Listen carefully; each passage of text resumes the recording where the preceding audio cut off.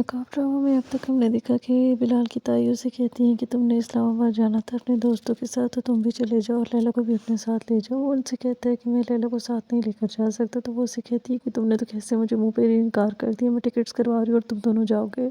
तैमूर ज़ारा से कहता है कि मैंने तुम्हारे लिए जो ड्रेस लाया था, क्या तुमने वो ईमान को दे दिया? तो वो उससे कहती है कि आप ईमान को जानते तो हैं वो कितनी ज़िद्दी, उसे पसंद आया तो उसने रख लिया।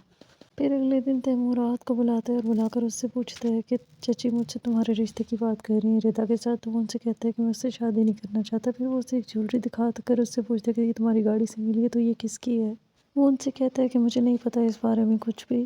फिर आहद ईमान के पास जाता है तो वो उसे कहती है कि आपने ताई अम्मी से मिलना है, तो वो अंदर है। वो उसे कहता है मैं तो तुमसे मिलने आया हूँ। तो वो नाराज़ होती है और उसे कहती है कि आपको कोई ज़रूरत नहीं है कि आप मुझसे बात ही करें।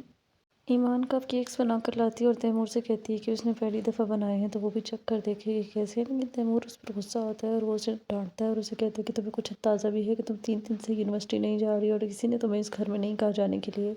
फिर वो उनसे कहती है कि मैंने ऐसा भी क्या कर दिया। इतने में आहद उसे समझाने की कोशिश करता है, लेकिन वो आहद से भी नाराज़ हो जाती है और उसे कहती है कि आपको मेरा वकील बनने की ज़रूरत नहीं है।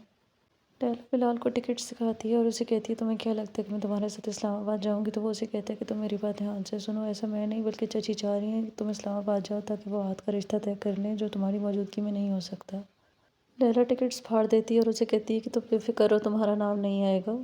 ईमान यूनिवर्सिटी जाने लगती है तो आहद उसे कहता है कि आओ मैं तुम्हें छोड़ देता हूँ। तो वो उसे कहती है कि बेहतर है कि आप मेरा पीछा छोड़ दें। जिसके बाद वो उसे कहते हैं तुम मुझे ऐसा समझती हो और तुम मुझे बताओ मैं ऐसा क्या करूँ कि तुम्हें मुझ पर यकीन आ जाए, क्या जान दे दूँ? जिसके बाद वो कहती है हाँ ठीक है, दे दो जान।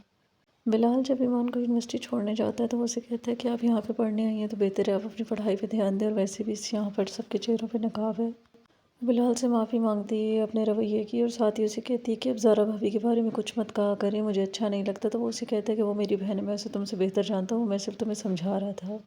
ज़ारा कुछ पैसे निकाल कर हवेली की रेनोवेशन में लगाती है तो उसकी मॉम उसे पूछती है कि तुमने आखिर इतने पैसे, क्या इरादा है तुम्हारा ज़ाया करने का? जिसके बाद वो कहती है आप बेफिक्र है, मैंने आपके पैसे नहीं लिए। उसकी मॉम उसे कहती है कि मेरे शौहर के पैसे तुम इस तरह से ज़ाया करोगे तो मुझे तकलीफ़ तो होगी ना। तो फिर वो उनसे कहती है तो ठीक है, आप मुझे मेरे शौहर के पैसे दे दें, बिलाल की जितनी दौलत है आप उसे मेरे नाम कर दें, फिर मैं जानूँ और बिलाल जाने।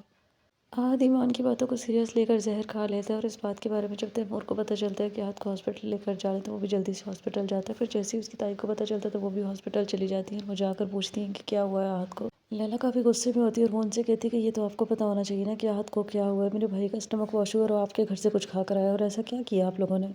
दूसरी तरफ ईमान जब यूनिवर्सिटी से वापस घर आती है तो वो घर आकर पूछती है कि उसे बिलाल भी लेने नहीं आया और ना ही कोई और घर पर नज़र आ रहा है, तो कहाँ है सब? तो वो उसे बताता है कि वो हॉस्पिटल गए हैं।